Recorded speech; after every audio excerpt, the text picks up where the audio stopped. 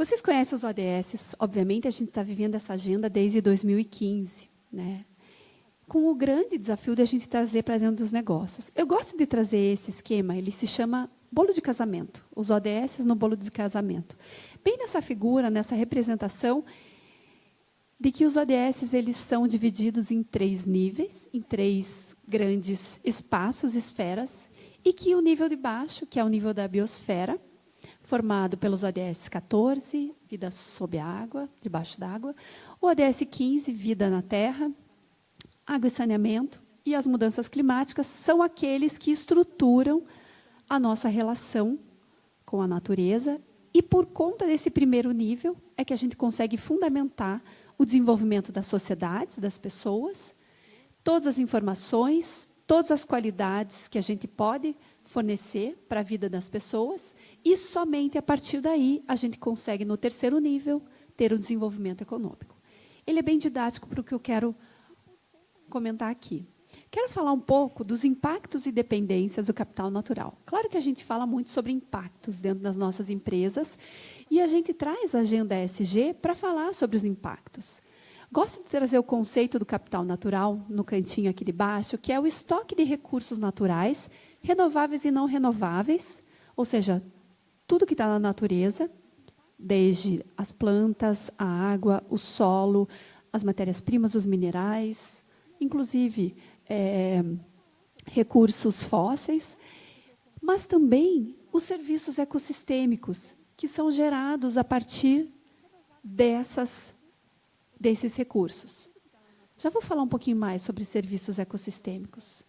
Serviços ecossistêmicos a gente poderia chamar como os benefícios que a natureza nos provê para a nossa vida. Então, água, como viver sem água, né, como pessoas e como negócios, as matérias-primas, o alimento. Então, tudo isso que faz com que as nossas vidas e a vida dos negócios existam. Esse é um esquema que fala um pouco sobre uma abordagem conceitual de como entender o capital natural e a relação dele, né, no nosso negócio, na nossa sociedade, nas nossas vidas.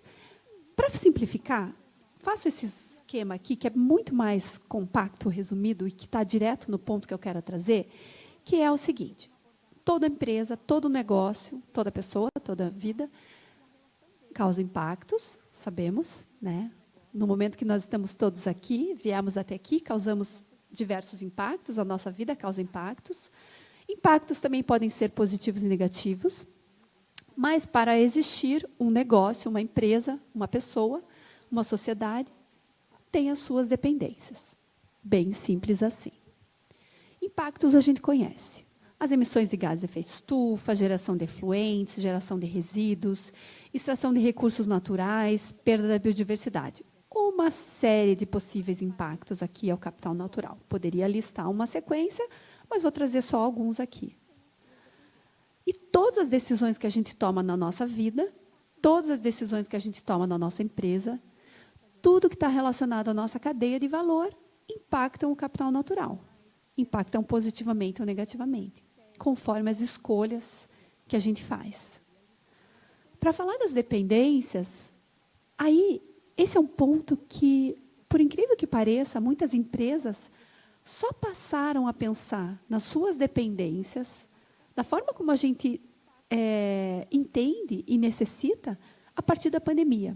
E conto alguns casos interessantes, sem mencionar nomes, obviamente, de empresas, algumas empresas que eu conheço, que fecharam, ou que tiveram grandes dificuldades no seu dia a dia, por conta da estiagem prolongada que tivemos aqui em Curitiba, no nosso estado, e que coincidiu justamente com o período da pandemia. Gente, não poderia ser mais desafiador, né? O momento que a gente viveu, 2020 e 2021. E somente a partir de então que essas empresas passaram a olhar para suas dependências. Acreditem, se quiser. Estou falando de pequenas empresas, mas estou falando também de grandes empresas. E quando a gente pensa que o capital natural ele é tudo que está aqui ao nosso redor, tudo. Olhem para qualquer lugar que vocês queiram, nesse lugar, nesse teatro, nesse auditório, tudo depende do capital natural. Tudo veio do capital natural. E as nossas vidas e os nossos negócios dependem do capital natural. Então, qual é o potencial dele? Só para a gente ter uma ideia, e não se prendam tanto aos números, às cifras, mas só para a gente ter uma ideia, mais da metade do PIB mundial depende da natureza, em níveis altos ou moderados. Ou seja, não só tudo que está ao nosso redor depende do capital natural, mas toda a geração de riqueza também depende. Começa a fazer mais sentido aquele gráfico que eu trouxe no começo do bolo de casamento. Mas, enquanto a gente fala a palavra natureza, nesse ritmo assim, a gente perde uma área de floresta do tamanho de quase um campo de futebol. Essa foi a constatação do relatório Planeta Vivo, publicado no final do ano passado, que, inclusive, nos trouxe a informação de que, nos últimos 50 anos, nós reduzimos as nossas populações de animais, anfíbios, mamíferos, répteis, etc., em 2/3. Então, o próprio Ricardo trouxe, né, a Agenda ESG, ela tem esse desafio de capturar os riscos e também as oportunidades não financeiras do dia a dia de uma empresa. Estou falando das questões ambientais, das questões sociais, das questões de governança. A gente está aqui no painel ambiental, nós vamos, obviamente, né, dar esse foco maior para as questões ambientais.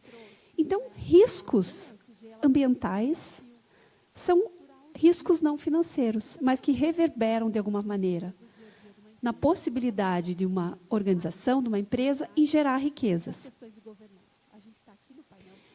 Vocês conhecem esse levantamento de riscos? Obviamente, vocês já viram isso, né, no início desse ano, em que o Fórum Econômico Mundial demonstrou os 10 maiores riscos para os 2 próximos anos, para os 10 próximos anos. Vamos nos concentrar nos 2 próximos anos e vou facilitar e trazer a versão traduzida aqui. Esses são os 10 maiores riscos em termos de severidade para os próximos 2 anos. Só que isso era começo de 2023, né? A gente já está em agosto. Bem, na verdade, são para os próximos 1 ano e meio ainda, ou seja, um curtíssimo prazo. As cores indicam as áreas de cada um desses riscos. Verde são os riscos ambientais. Percebam que dos 10 maiores riscos globais, 5 estão relacionados ao meio ambiente. Vou voltar. Desastres naturais, eventos climáticos extremos, falha na mitigação das mudanças climáticas, incidentes ambientais de grande escala, falha na adaptação às mudanças climáticas e crise de recursos naturais. E desses 5, 3 estão relacionados às mudanças do clima. E quando a gente olha esse esquema, e ele é uma confusão, né, gente? Nem tentem entender o que está aqui. Mas percebam que os riscos ambientais, que estão aqui nesse cantinho, né, em verde, eles têm uma inter-relação entre eles. Um impacta o outro. Percebem? Existem essas linhas que conectam todos esses riscos ambientais de uma maneira que um reforça e impacta, né, diretamente o outro.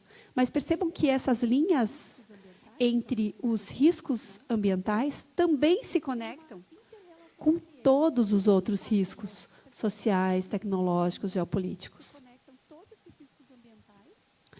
Então, a gente fala de mudanças climáticas, mas a gente tem que entender que a gente está falando de todo um cenário de riscos, de problemas, de coisas que precisam ser incorporados na agenda do negócio. Crescimento populacional, geração de resíduos, desigualdades sociais em decorrência de tudo isso, como eu mostrei ali, desemprego, pobreza, fome, insegurança alimentar, e tudo isso causando as inúmeras crises que a gente vivencia. Só que essas crises não estão lá do outro lado do mundo, elas não estão fora das nossas vidas, elas impactam as nossas vidas e elas impactam os nossos negócios. Elas impactam a maneira como a gente vai continuar produzindo o que a gente produz, como a gente vai continuar vendendo, se relacionando com as pessoas, com consumidores e todas as outras partes interessadas, stakeholders, e como a gente precisa compreender a agenda ESG dentro da nossa lógica e da nossa estratégia. Vou trazer alguns Mariana, Oi. eu vou aproveitar aqui, ó. Diga. Você é o chato de plantão. Claro. Vou te dar mais um minutinho para Um você fechar. minuto. Pode ser? Claro, um minuto para fechar. Olha, tem alguns slides aqui sobre vários bilhões. Riscos climáticos e todas as chuvas. Vão somando os bilhões aqui. Riscos para a agricultura, riscos para a produção de alimentos, riscos que tudo isso representa para os nossos negócios, para as nossas vidas. Poderia ser 70 slides, são só 2, Ricardo, ainda bem. Mas, de uma forma geral, as mudanças climáticas podem custar 16% do PIB da América Latina nesse século, pensando que ela tem toda essa relação com as outras temáticas. A pergunta que a gente precisa se fazer é se a gente vai se concentrar somente nos riscos e nas oportunidades, ou se a gente vai, de fato, se concentrar na possibilidade de a gente se comprometer com essa agenda que nos ajuda, nos fortalece no sentido de melhorar os riscos do nosso negócio, mas também de criar uma possibilidade melhor para as pessoas que estão relacionadas com a gente, o ambiente onde a gente está, a prosperidade de tudo que a gente depende, então, dos impactos e das dependências.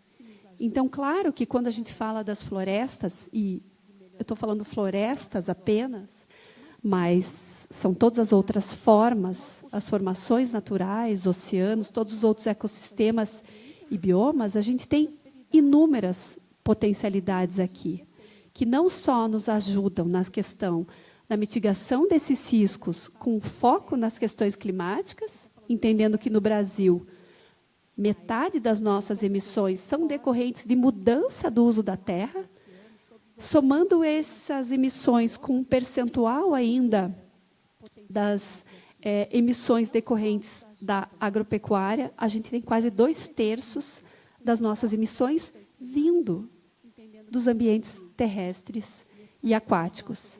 Então, eu finalizo